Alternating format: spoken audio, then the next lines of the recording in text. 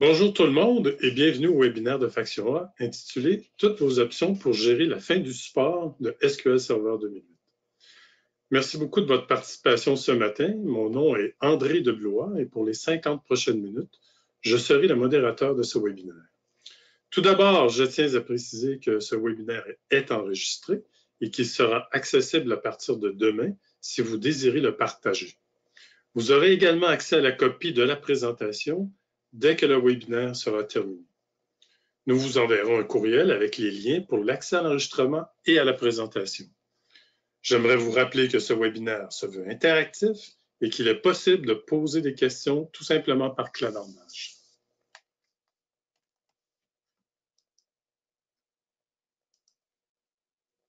La thématique de notre webinaire d'aujourd'hui est un sujet somme toute urgent puisque la fin du support de SQL Server 2008 arrive à très grands pas. En fait, ça arrive le 9 juillet prochain. Pour mettre à niveau les actifs précieux que sont les données, il est impératif de bien comprendre les options possibles. Grâce aux objectifs de ce webinaire, aujourd'hui, vous apprendrez le cycle de vie de fin de vie des engins de base de données SQL Server 2008 et 2008 R2, les différentes options disponibles pour la mise à niveau, les avantages et désavantages des différentes options, ainsi que les scénarios et étapes de migration. Regardons d'un peu plus près l'agenda proposé. Nous allons tout d'abord se présenter comme organisation. On poursuivra avec le calendrier de support de Microsoft. On abordera les options de mise à niveau, que ce soit Azure ou en local, les plateformes disponibles, les considérations importantes pour faire les bons choix, et comment faire la migration avec des démonstrations. On abordera la liste de nos prochains événements. On va tenir une période de questions. Et pour la période de questions, nous allons répondre aux questions reçues durant le webinaire. N'hésitez surtout pas à poser toutes les questions que vous jugez pertinentes au fur et à mesure que la présentation progresse. On terminera avec un court sondage express d'une seule question. Qui est Faction A? Faction A est une firme de services professionnels pouvant intervenir dans toutes les activités de mise en place de solutions analytiques, que ce soit de la planification à la construction de tableaux de bord, en passant par la modélisation et l'intégration des données. Faction A est spécialisée sur la plateforme des analytiques et de décisionnel de Microsoft et est reconnue comme partenaire officiel Microsoft Gold Data Analytics. Je tiens à souligner que Faction A n'est pas un vendeur de souscriptions ou de produits de Microsoft. Faction A possède le savoir-faire et l'expertise dans la livraison de solutions analytiques et est reconnue pour avoir des modèles d'engagement flexibles. Les spécialistes de Faction A peuvent vous aider à planifier et à effectuer une migration de vos données vers les plus récentes versions de SQL Server, soit vers le nuage Azure ou en mode local. Pour en savoir plus, n'hésitez jamais à nous contacter. En effet, c'est le temps d'agir et ça devient pressant. J'aimerais juste faire un petit état des lieux en rapport à la fin du support SQL Server 2008. Si on regarde sur une échelle de temps, Microsoft offre deux grands groupes de support pour les produits dits de catégorie entreprise, comme le produit SQL Server. Il y a d'abord, pendant les 5 premières années, suivant la sortie du produit, il y a le support mainstream. En fait, le support mainstream couvre principalement les nouvelles fonctionnalités, la fonctionnalité selon les demandes des utilisateurs, les mises à jour pour la sécurité et la correction d'anomalies. Et la fin de ce support est arrivée en juillet 2014. Depuis juillet 2014, et d'une durée de 5 ans, Microsoft offre le support appelé Extended, qui couvre principalement que les mises à jour au niveau de la sécurité. Et la fin de ce support est prévue pour le 9 juillet prochain. Donc, dans quelques semaines, quelques semaines. Et donc, ça vient très vite. Et si ce n'est pas déjà fait, c'est maintenant le temps ou jamais de planifier la migration de vos données. Sans support et sans mise à jour de sécurité de la part de Microsoft, vos bases de données SQL Server 2008 deviennent vulnérables et les risques d'intrusion et de piratage augmentent considérablement, ce qui met grandement à risque l'intégrité de vos données et de votre organisation. Aujourd'hui, le présentateur du webinaire est un collègue de très longue date et j'ai nommé Philippe Torres. Bonjour Philippe. Oui, je suis là. Vous m'entendez? Oui, on t'entend très bien, Philippe. Parfait. Philippe est associé et cofondateur de Faction A et d'Inedge, société sœur de Faction A. Philippe compte plus de 30 ans d'expérience spécialisée dans les solutions analytiques et Philippe est bien connu dans le domaine et a collaboré à la définition et l'exécution de plusieurs programmes de mise en place de solutions analytiques pour des clients autant canadiens qu'américains. Philippe est au parfum des technologies qui supportent les solutions analytiques, incluant celles de Microsoft. Donc, Philippe, je vais te passer le contrôle pour que tu nous éclaires davantage sur les options disponibles, pour les options de mise à niveau disponibles. Donc, Philippe, je te laisse le plancher. Parfait. Je vais prendre le contrôle de l'écran. Alors, André, tu peux me confirmer, s'il te plaît, que tu vois bien mon écran? Oui, je vois bien l'écran. C'est beau. Parfait, super. Donc, merci beaucoup, André. Ça me fait plaisir d'être ici ce matin avec vous. On n'a pas beaucoup de temps, c'est un grand sujet, mais je vais essayer de. J'ai choisi, en fait, quelques thématiques là, que je pensais qui pourraient peut-être vous intéresser. Donc, je vais parler quand même relativement rapidement des options en vous laissant savoir que, comme André le mentionnait, la présentation va être disponible demain. Donc, toutes les informations à l'intérieur de la présentation, il y a aussi des hyperliens que vous pourriez suivre là, pour aller soit visionner des vidéos ou même des documents sur, par exemple, les matrices de fonctionnalités, des choses comme ça. Donc, aujourd'hui, moi, je vais vous parler des options de mise à niveau. Ensuite de ça, je vais parler de comment migrer, suivi d'une petite démonstration, puis d'une petite vidéo que je vais commenter. Donc, les options qu'on a, évidemment, on peut migrer vers Azure ou en local. On va parler des principales plateformes de données, des considérations importantes. Une chose que je vais dire d'emblée, c'est que Microsoft, très clairement, j'imagine que vous, en étant, nous et vous, en étant dans l'écosystème de Microsoft, on sait très bien qu'il y a une grande tendance, une tendance lourde à vouloir migrer vers l'info nuagique, en l'occurrence vers Azure. Donc, je vais passer quand même un peu plus de temps à parler de ça, parce que vraiment, c'est l'orientation dans laquelle Microsoft se dirige. Donc, ça vaut la peine d'en parler un peu plus longuement.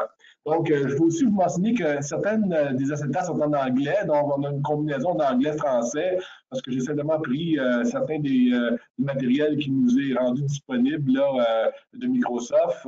Donc, vous verrez à l'avance que certaines des choses sont en franglais. Donc, faites ça en français, faites ça en anglais. Donc, quand on parle de migration, qu'on arrive de 2008 ou de 2014 ou de 2008 R2, l'option numéro 1, c'est toujours de mettre à jour votre version courante de SQL Server, de SQL Server. Alors ça, c'est possible, évidemment, de faire ça. Je ne passais pas beaucoup de temps sur cette acétate-là, mais on voit ici là, les nouvelles fonctionnalités qui ont été ajoutées entre 2008 R2 puis SQL Server 2017. Donc, il y en a là-dedans pour tous les goûts, là, puis pour tous les cas d'utilisation. Donc, que vous faites de l'intelligence d'affaires, où on parle de l'entreposage de données, qu'on parle même de performance transactionnelle. Il y a plusieurs choses, même d'analytique avancée avec des services, par exemple, d'apprentissage machine intégré dans la plateforme. Donc, il y en a vraiment pour tous les goûts quand on migre vers 2017, enfin 2016 ou 2017 en montant. Donc, vraiment, il y en a pour toutes les saveurs et tous les scénarios d'utilisation. Donc, migrer simplement dans une nouvelle plateforme en local, c'est quelque chose qui est possible. L'option numéro 2, c'est de migrer vers Azure dans une version de SQL Server qu'on appelle SQL Database Managed Instance ou une instance gérée. On va voir un peu les différences entre la plateforme SQL Database puis la SQL Database Managed Instance ou instance gérée. Donc, ça, c'est une option qui est possible, puis c'est celle qu'on va démontrer tantôt dans la petite démonstration, là. Une des choses qu'il faut savoir, évidemment, c'est que le webinaire aujourd'hui, je ne sais pas si beaucoup d'entre vous avaient assisté au dernier webinaire qui avait été donné par mon collègue Jacques Charland, où est-ce qu'il avait parlé de migration vers Azure. Mais on avait abordé la thématique de Infrastructure as a Service versus Platform as a Service. Donc, je ne fais pas un long discours là-dessus, mais il s'agit de savoir que quand on parle de Infrastructure as a Service ou IaaS, on parle vraiment de machines virtuelles sous Azure, où est-ce que le cas d'utilisation, c'est quand on a vraiment besoin de tout le contrôle et l'optimisation en détail et tout à fait contrôlé de notre environnement SQL. Dans les services offerts dans Azure de type plateforme, en fait, PaaS, bien, Azure, SQL Database, c'en est une. Puis évidemment, ça, il y a des choses qu'on n'a plus à se soucier d'un point de vue de gestion de l'environnement. Comme par exemple, les mises à jour sont faites automatiquement par Microsoft, les fonctions de haute disponibilité et de prise de copie de sécurité sont prises en charge aussi par le service infonuagique. Tout ce qui est recouvrement après désastre, la performance, l'optimisation et même beaucoup d'options de sécurité sont prises en charge par Microsoft. Et évidemment, le point, c'est que le coût total de maintenance d'un service géré devrait être en principe beaucoup moindre qu'une option avec une VM qui, dans le fond, c'est vous qui gérez tout l'environnement, la sécurité, les prises de copies, etc. L'option numéro 3, c'est d'acheter des services de sécurité étendus. Alors là, moi, je ne parlerai pas de prix ou de considération monétaire là, dans cette présentation-ci, mais il s'agit de savoir, ça coûte quand même assez cher, ça.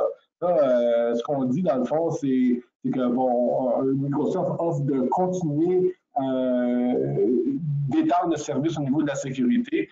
Mais rapidement, on voit que le coût, là, c'est 75% d'une licence annuelle, là, donc ça devient quand même assez cher. Il y a toutes sortes de considérations aussi ou de conditions préalables pour pouvoir prendre avantage de ce service-là. Comme par exemple, il faut avoir une licence de software assurance de notre entente entreprise, par exemple, le point numéro 3 qu'on voit ici, là. Mais tout ça pour vous dire que c'est une option aussi qui est disponible d'acheter du support de sécurité pour les 3 prochaines années. Puis l'option numéro 4, ben, c'est déplacer vers au lieu de se déplacer vers un PaaS ou un Platform as a Service, ben, c'est de déplacer vers une VM. Alors, quand on se déplace vers une VM, dans le fond, c'est comme si on prenait notre serveur, en anglais, on appelle ça du lift and shift. Là. Finalement, on déplace notre environnement dans l'environnement infonuagique, mais on continue à gérer les serveurs. Mais ça, par exemple, si on fait ça, ben, on a automatiquement Microsoft offre 3 ans de support de sécurité étendu pour les VM qui contiennent des SQL Server 2008 et 2022. Donc, ça aussi, c'est une option si on veut continuer à exploiter nos serveurs 2008. Puis il y a toutes sortes de raisons pour lesquelles on peut faire ça. C'est qu'on n'est pas prêt, par exemple, à migrer les applications qui en dépendent. Ça, c'est une très, très bonne raison. Donc, il y a des dépendances là, dont on ne peut peut-être pas s'échapper. Donc, une VM comme ça peut être une option intéressante. Donc, comme je disais tantôt, on a des options PaaS et des options IaaS. Dans les options PaaS, on voit simplement que le serveur, il y a plusieurs options de base de données disponibles. Ça part de la base de données très simple, le SQL Database. On peut ensuite de ça rajouter ce qu'on appelle des Elastic Pools ou des bases de données élastiques qui peuvent grossir en fonction de la volumétrie requise automatiquement. Puis finalement, dans les très gros cas d'utilisation d'analytique, on peut aussi opter l'option de SQL de Tower House qui est fait en fait pour plusieurs téraoctets de données. Comme je disais tantôt, la différence entre les deux, on voit qu'en mode IaaS, Microsoft prend en charge tout ce qui est réseautique, stockage, serveur et la virtualisation, mais tout le reste est à votre charge. Dans les instances gérées, ça va un petit peu plus haut, où est-ce que Microsoft prend en charge le système d'exploitation et le moteur de base de données. Tandis que dans le cas de Azure SQL Database, et non pas l'instance gérée, mais SQL Database, Microsoft prend en charge encore plus d'éléments. Puis là, nous, ce qu'on a à faire, c'est gérer nos données et nos applications.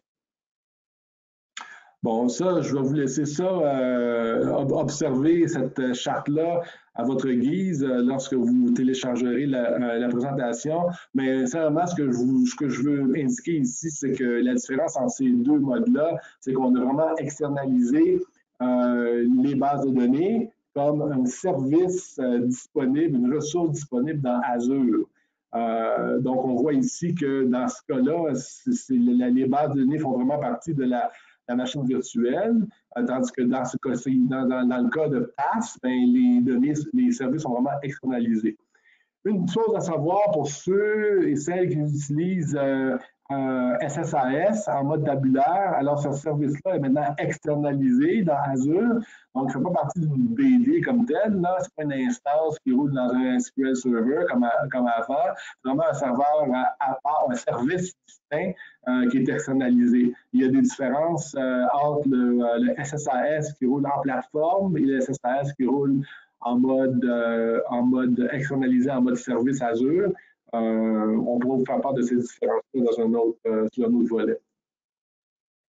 Maintenant, j'aimerais aborder l'étape de comment migrer. La migration, dans le fond, ça se fait de façon relativement systématique. En fait, on vous propose ici 5 étapes pour migrer. Donc, ce qu'on pourrait considérer comme étant une feuille de route pour la migration. La première chose qu'on a à faire, évidemment,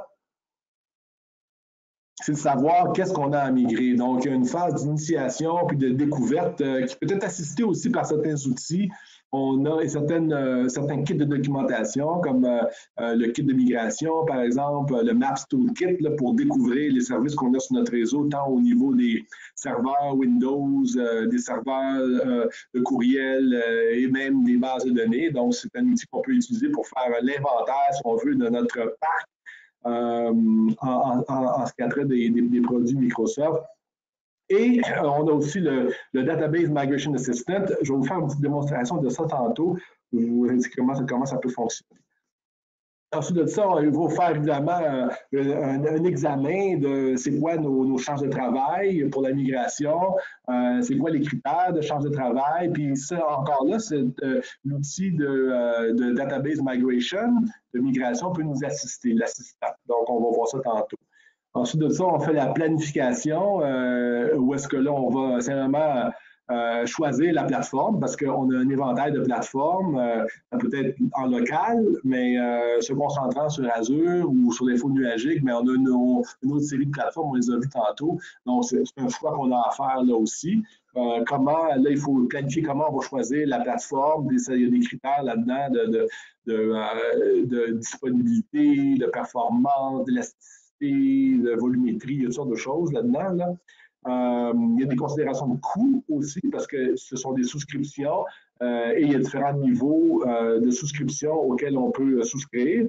Donc, il y en a, c'est plus cher que d'autres, évidemment, mais en même temps, Microsoft nous offre aussi des rabais assez significatifs lorsqu'on a un engagement en termes temporels. Comme par exemple, si on dit OK, on prend 3 ans de souscription, bien là, on va avoir des réductions quand même significatives sur la tarification mensuelle de la souscription. Ensuite de ça, on fait la transformation puis l'optimisation. Donc, il faut transformer des choses parce qu'il y a certaines plateformes, par exemple, qui ne supportent pas les triggers ou les stored procedures. Bien là, il faut externaliser ces choses-là. Ou, par exemple, la transformation de nos packages SSIS. SSIS, c'est quelque chose qui est un service qui n'est pas offert directement dans Azure. On peut rouler ça dans Azure, mais ça fait partie de ce qu'on appelle un integration runtime. Donc, un integration runtime, c'est une espèce d'encapsulateur, si on veut, pour rouler des packages SSIS et d'autres genres de packages. Donc, on peut migrer nos packages SSIS aussi sur Azure sans beaucoup de transformations, mais il y a des choses qui sont un petit peu différentes. C'est des détails, là, mais des fois, ça fait toute une différence. Par exemple, dans la persistance des objets, quand on va charger des objets qui arrivent d'un blob storage, par exemple, ou d'un blob storage, ou par exemple de Data Lake, c'est un peu différent. Donc, il y a des choses à faire. Évidemment, il faut changer aussi nos connexions, parce que là, maintenant, on ne connecte plus aux mêmes endroits, mais c'est pas pour dire qu'il y a toute une transformation des packages de SSIS à faire. Une fois que la migration est faite, bien, on va, en fait, une fois qu'on a fait tout ça, là, on va faire la migration. Donc, on va physiquement migrer les données, puis il y a différentes options pour faire ça. Ça passe du simple backup restore, ça passe par le database migration assistant qu'on va voir tantôt, ça passe par le database migration service, qui est un autre service de migration en continu qu'on va explorer dans quelques minutes. Donc, les outils pour accélérer la migration, il y en a toute une foule, là, mais on va concentrer aujourd'hui sur deux outils. On va parler comme je disais tantôt, du DMA et on va parler aussi du service de migration qu'on appelle le Azure Database Migration Service pour la migration en continu. Donc, j'aimerais, puis n'hésitez pas d'écrire vos questions, André et moi allons y répondre tantôt à la fin de la présentation. Donc, en termes de démonstration, je vais commencer par le Database Migration Assistant.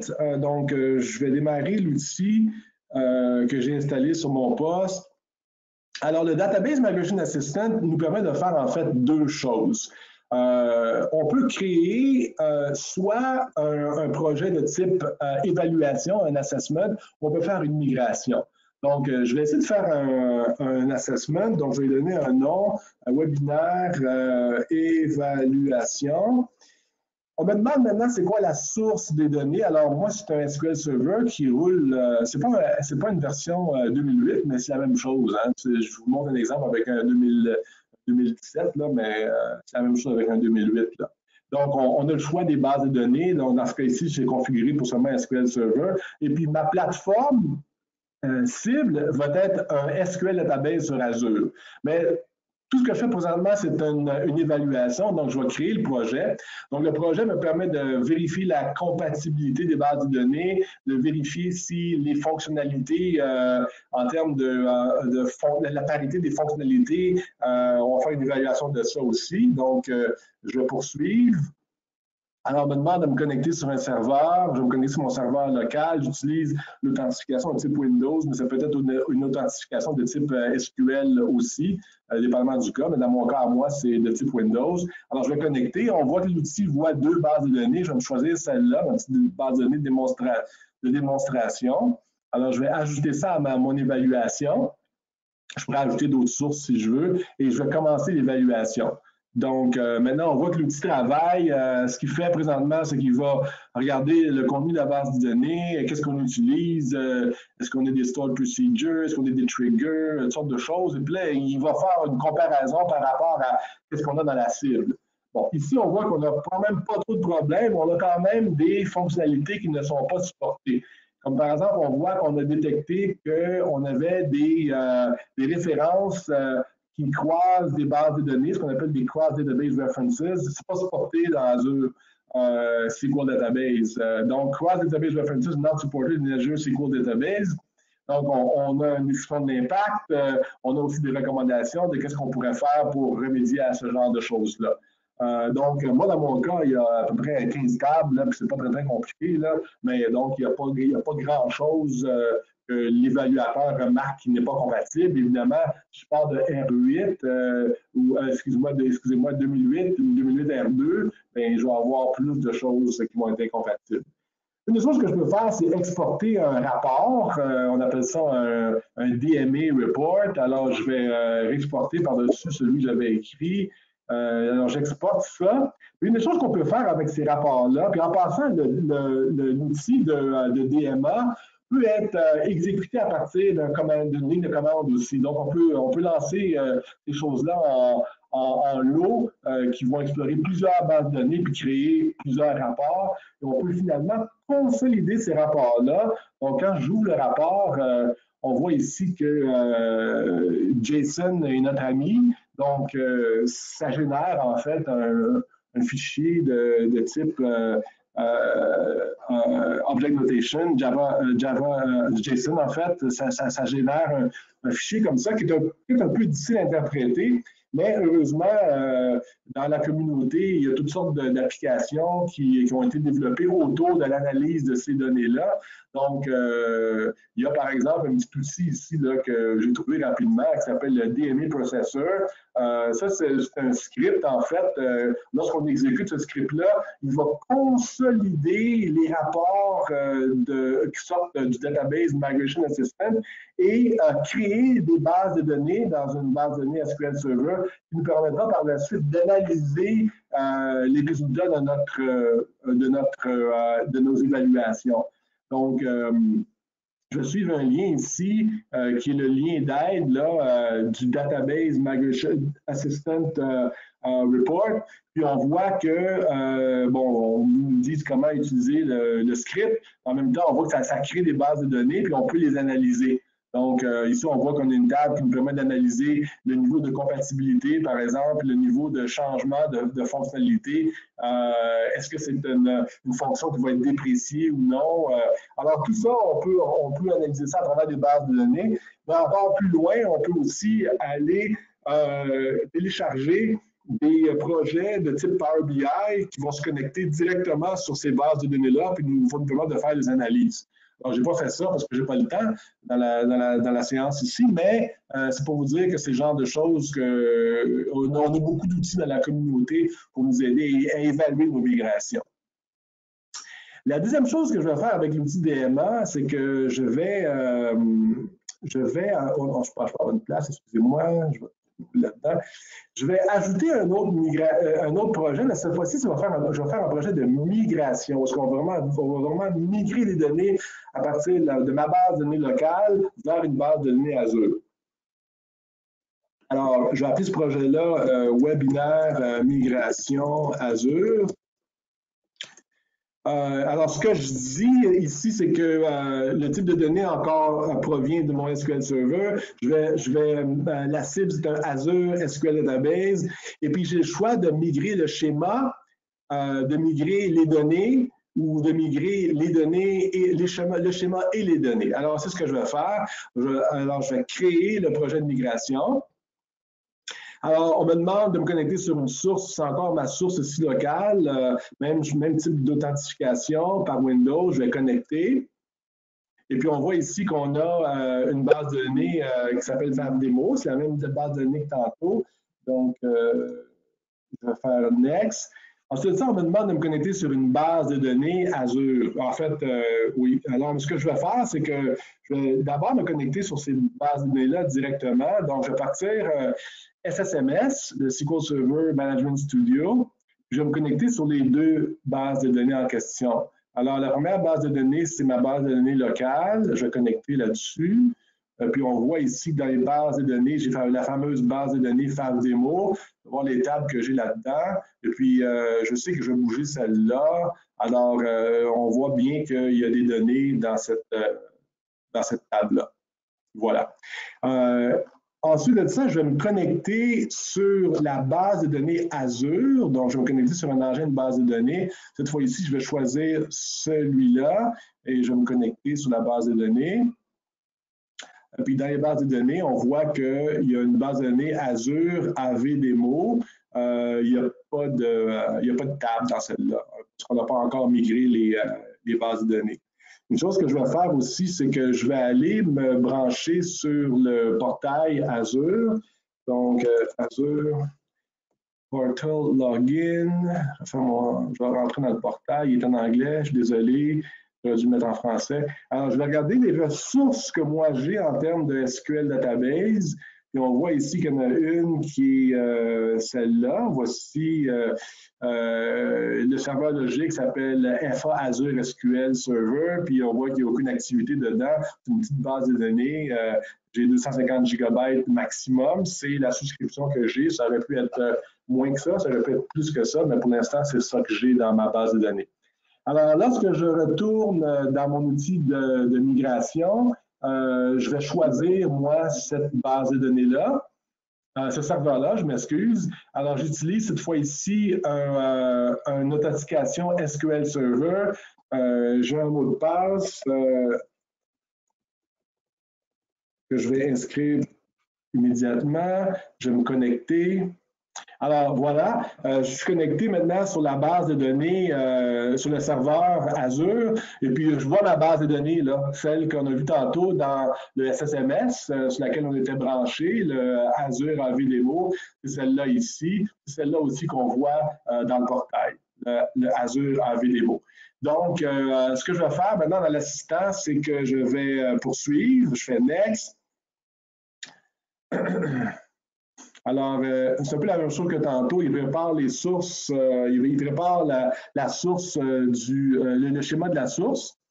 Et puis, il a détecté certaines choses. Je ne vais pas bouger toutes ces tables-là. Là, je vais choisir, moi, 4 tables. Je vais choisir celle-là, celle-là, celle-là et celle-là. Donc, je décide de migrer 4 tables. Alors, je vais générer le script SQL pour la destination, pour la cible, donc pour la version de SQL Database sur Azure.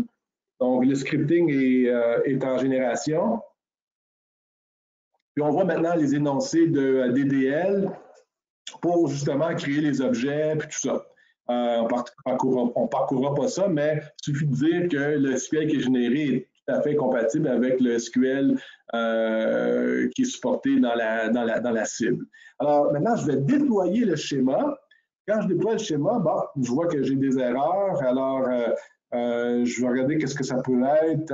Vu que je connais mon application, ben, je vois que c'est probablement à cause des vues. Là. Je vois qu'on a un mot de vue ici. Alors, ce que je vais faire, c'est que je vais faire back. Et puis, dans ma sélection, je vais aller enlever les vues, tiens. Alors, je vais prendre le même tab, les 4 tables qu'on a ici, puis en bas, on a l'option aussi de bouger les vues. Alors, je ne vais pas bouger les vues et je ferai à propos des usagers. Alors, je vais régénérer le script SQL, comme tantôt, sauf que là, il ne va pas générer les vues. Lorsque je déploie le schéma maintenant, je vois que tout ça s'est exécuté correctement, je n'ai pas d'erreur. Maintenant, je vais migrer les données. Alors, avant de migrer les données, je dois vous dire que c'est un outil qui est pas, c'est pas une migration en continu. C'est moi qui décide aujourd'hui à 7 h, à 11h30, le 24 avril, de migrer les données. Puis, ces données-là passent à mon poste. Donc, on peut s'imaginer que si on faisait une vraie migration, il faudrait que l'outil soit déployé sur le serveur pour empêcher le transport inutile, les données vers mon poste qui roule l'application, puis de mon poste, transférer ça sur le cloud vers Azure. On ne ferait pas ça comme ça. Là. Ben, ça, c'est juste pour les besoins de démonstration. Alors, je vais migrer les données. Alors, maintenant, il y a une petite... il y a un processus qui roule là, dans l'outil pour aller chercher les tables. Et puis maintenant, on a cherché les tables, on a les statistiques des tables, on a le nombre de rangées, des choses comme ça. Ensuite de ça, je fais. Puis on voit ici que dans la colonne que les tables que j'ai choisies sont prêtes, mais des autres tables que je n'ai pas choisies, ben, ça écrit qu'il n'y a pas de tables qui ont été trouvées correspondantes dans la base de données cible. C'est bien normal qu'on avait choisi seulement les 4 tables, dont on a les 4 tables qui sont marquées ici. Là. Donc ici, je vais démarrer la migration. Puis on voit que, bon, l'outil maintenant démarre la migration, les tables sont relativement petites, sauf la table client, là, la table lookup CLT qui est un peu plus grosse. Donc, les données sont migrées, 70%, 90%. On arrive à la fin. Les derniers clients sont peut-être un peu plus loin. Bon, alors on voit que la migration du schéma et des tables a été complétée. Maintenant, je vais regarder un peu ce qui se passe dans Azure, puis on voit qu'on a un petit pic de performance ici. Alors ça, c'est la base de données qui a reçu le schéma, puis qui a reçu les données. Donc, on voit qu'il y a une activité qui se produit. On voit maintenant qu'on a 65 mégaoctets utilisés. Tantôt, on avait seulement 6. Donc, il y a vraiment de l'espace qui a été... puis dans Azure, dans le portail, évidemment, on ne peut pas vraiment aller voir le contenu des bases de données. Il faut aller dans un outil comme le SSMS. Donc, maintenant, on voit, si je fais un rafraîchissement de ce serveur-là, donc sur Azure Demo, je vais faire un rafraîchissement. Alors, si je me mets dans AV Demo, maintenant, je vois les 4 tables qui ont été migrées. Puis même, en fait, j'ai un petit script que je peux utiliser qui est ici. Si j'ouvre ce script-là, alors ce que je vais aller compter, moi, dans la base de données source. Donc, on va se connecter sur la base de données source qui est ici. Alors là-dessus, je vais faire une nouvelle requête. Je vais exécuter cette requête-là. Alors, on voit que mes 4 tables, là, j'en ai 14 000 rangées, 577, à peu près 100 000 rangées, 12 rangées. Alors, c'était sur le serveur local. Et puis maintenant, je vais aller faire la même requête, mais sur le serveur sur Azure. Donc, je vais faire un New Query ici. Et puis, je vais aller chercher mon petit bout de code pour aller compter les rangées dans les fameuses tables. Je vais exécuter ça. Puis on voit qu'on a le même nombre, on est vraiment maintenant sur Azure. Ici, on voit qu'on a 14 000 rangées, 577, à peu près 100 000, puis 12. Donc vraiment, on a réussi à migrer à migrer les données de mon serveur vers Azure. Donc, ça, c'est la démonstration que je voulais faire du Migration Assistant. Maintenant, ce que je vais faire, c'est que je vais vous montrer une petite vidéo que je vais commenter moi-même, puis vous aurez accès à cette vidéo-là. C'est une vidéo de Microsoft que je trouvais intéressante pour vous démontrer le service de migration en continu. Donc, le service de migration en continu, c'est un service qui est disponible à partir d'Azure. Donc, c'est une ressource qu'on peut configurer comme les douzaines et les douzaines et les douzaines de ressources qui sont disponibles sur Azure. C'est un environnement extrêmement riche en termes de possibilités. Alors, ce que je vais faire, c'est que je vais démarrer la vidéo, puis je vais éteindre le son, puis je vais la commenter moi-même. Donc, la vidéo se trouve ici. Ça s'appelle Migrate Your Application. Je vais cliquer ça off. Alors, en fait, je vais arrêter la vidéo parce que je vais vous montrer ce qui va se produire, en fait. Là. Ce qui va se produire dans la vidéo, c'est qu'on a une petite application de commerce électronique qui roule en continu. Elle roule sur MySQL Database, puis on va la migrer sur une version de MySQL Database sur Azure. Une migration en continu avec très, très, très peu de pauses dans l'application. Donc, initialement, ce qu'on va faire, c'est qu'on va migrer, la charge initiale de données pendant que les transactions continuent à être enregistrées ou renseignées dans l'application sur le serveur local. Ensuite de ça, on va arrêter le trafic, donc on va avoir ce qu'on appelle du downtime en bon français, là. On va avoir une pause, donc l'application va être hors ligne pendant un bref moment.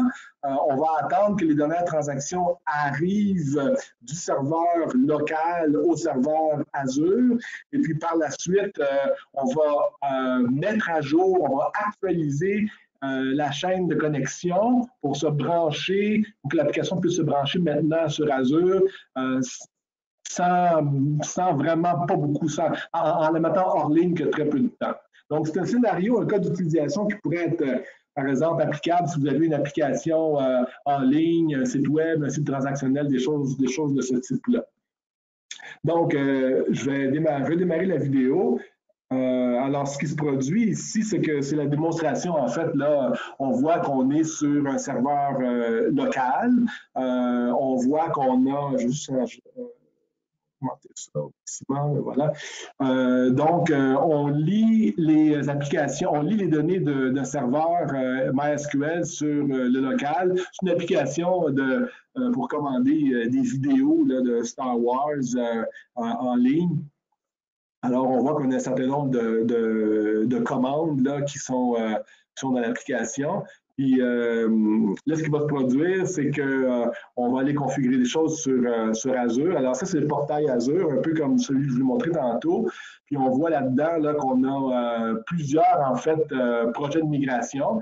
C'est, en fait, l'application du Migration Service qu'on voit. Puis on voit que c'est branché sur il y a plusieurs projets de migration. Celui qui nous intéresse, par contre, c'est le premier, là, le MySQL. Puis là, on voit que la cible, c'est Azure DB for MySQL, et une autre plateforme. On a d'autres projets où est-ce que les bases de données cibles sont différentes, mais celui qui nous intéresse, c'est celui-là. Donc, quand on va à l'intérieur, ce qu'on voit, c'est qu'on va créer une nouvelle activité de migration. Donc, on va donner l'adresse IP qui est renseignée là, du serveur. Évidemment, une chose que je vais vous montrer, tout ça,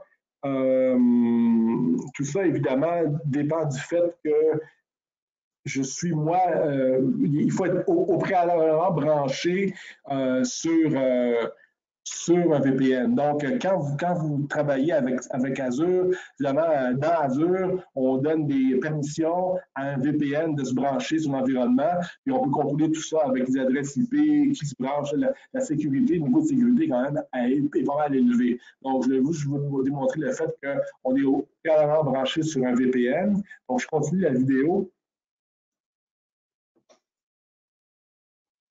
Donc, on voit que les URL sont renseignées automatiquement. On voit que le service de migration va utiliser un usager qui est authentifié avec un mot de passe. Donc, l'application, le DMS, le Database Migration Service, se branche maintenant sur la base de données. Puis on voit qu'on en a 4. Celle qui nous intéresse, c'est la base de données de l'inventaire. Et puis, on va créer une activité qu'on va démarrer immédiatement. Donc, on clique sur Run Migration. Là, ce qu'on voit, c'est que le service de migration démarre la copie des données hors ligne. Là. Donc, on pourrait s'en aller, là, puis revenir par après, puis le service continuera à rouler, évidemment. Alors, on voit que si on fait un rafraîchissement, on va simplement voir qu'est-ce qui se passe dans le serveur, puis on voit qu'il y a une initialisation qui se fait du pipeline, de la pipe, si on veut, là, du tuyau de migration des données. Maintenant, ce qu'on nous montre, c'est 2 consoles pour simuler l'activité. Alors, on a une console du côté gauche qui va nous montrer qui va injecter des nouvelles rangées, si on veut, dans l'application de commerce électronique. Donc, il va générer des commandes, ils vont les numéroter pour qu'on puisse voir qu'on a vraiment des commandes, si on veut, qui rentrent dans l'application. Donc, l'utilisateur s'authentifie, puis dans une seconde, on va voir, je vais avancer la vidéo un petit peu. On voit que l'application crée des commandes. Donc, 154, 155, 156, environ une à toutes les 3 secondes. Dans la console de droite, on est branché sur Azure, la version de Azure qu'on a vu tantôt. Et puis là, ce qu'on va faire, c'est dans cette console-là, on va simplement regarder c'est quoi la dernière commande qui est rentrée. Et on voit que la dernière commande qui est rentrée, c'est 159, tandis qu'à gauche, on est rendu à 160. Puis quand l'application continue, on voit que la dernière commande, maintenant, c'est rendu 160. Donc, il y a un petit délai, là, si on veut, parce que l'application va simplement aller voir qu'est-ce qui se passe dans le serveur Azure. Puis on voit qu'on est rendu à 162. Alors, si on avance un peu la vidéo, je vais la reculer ici avant. Donc, on va faire un rafraîchissement, puis on voit que dans la barre de données inventaire, il y a des tables qui ont été maintenant transigées. Donc, il y a un catalogue, puis il y a commande, puis on voit le nombre de rangées qui ont été chargées. Et il y a ce qui s'appelle le Incremental Data Sync, c'est qu'une fois qu'on a fait le chargement initial, là, on a un chargement incrémental ou incrémentiel qui se poursuit. Alors là, maintenant, dans la démonstration, ce qu'on va faire, c'est qu'on va arrêter l'injection des nouvelles commandes. Donc, on va voir que la dernière commande qui va être injectée, là, ça va être la commande numéro 174. On va voir la vidéo un petit peu.